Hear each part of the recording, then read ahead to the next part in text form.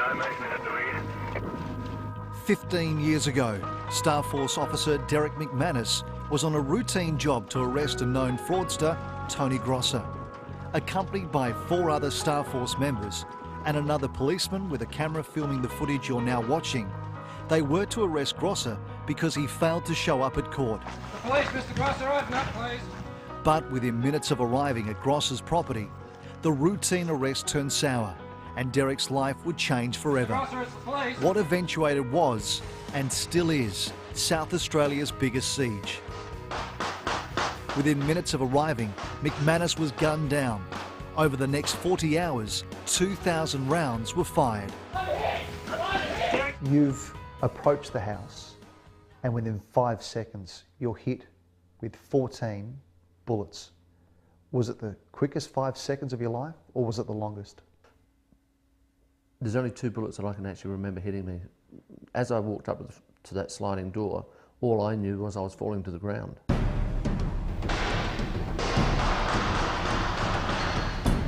McManus eventually staggered away from where he was hit to the corner of the house where he found a protective spot. He lay there for the next 3 hours, slipping in and out of consciousness. Did you ever think for once though that he was going to come out and finish you off? That was my first thought. Throughout my 3 hours of lying on the ground, there were times where I was holding my pistol with my finger on the trigger the whole time, but I would take my finger off the trigger and just make sure I could still move it if he did come out.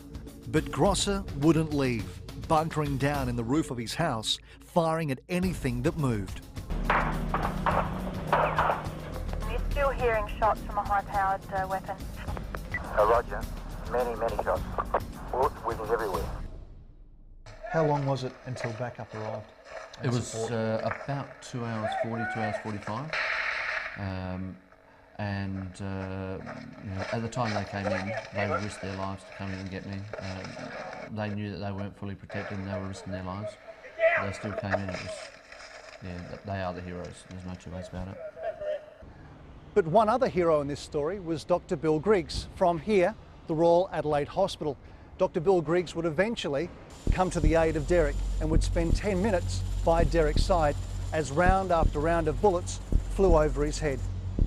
So Bill, talk us through that 10 minutes that you spent next to Derrick, lying on the ground. How harrowing was that 10 minutes? It was a pretty nerve-wracking time. In retrospect, we probably shouldn't have been in there. We probably wouldn't go in there these days. But we ended up in a little bit closer to the house where the gunman was than we really wanted to be, and we had police officers around us providing covering fire. Is it still today one of the worst medical scenes that you've ever had to work in? I think Derrick was one of the sickest patients I've ever had to look after who's actually survived. I've seen a number of other people whose heart had stopped.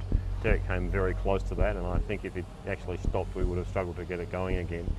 His heart rate slowed right down, so it was almost stopped, and then it sped up again after we gave him some fluid. A highly trained Star Force officer, McManus had also done counter-terrorism courses with the SAS and was once an underwater recovery diver, which would play a huge part in his survival. The 14 bullets he took shattered bones and severed arteries. While fading in and out, he was still able to monitor his own blood flow. I knew at one stage it was probably just going to brain, lungs, heart, kidneys. And when my vision closed down and I saw this pristine white, it was an absolutely pristine white, at that time I started thinking, is this it? He'd almost lost all his blood. I still actually don't know how he survived. He's an incredible human being. He really had no recordable blood pressure. I couldn't feel a pulse anywhere. When I initially saw him, he was white as a sheet and I really thought he was dead. It was only when he took a sort of last gasping breath that I thought he's right on the edge. He hasn't quite gone yet, and maybe we can do something. But there was one thought that would continually go through Derrick's head while on the ground and here at the hospital. Probably the most dominant thought in my mind at the time I was lying on the ground is my family. I thought about my kids. First of all, I'd like to say you're my hero and you're an inspiration. Thank you very much. And now McManus is sharing his unbelievable story with young and old alike.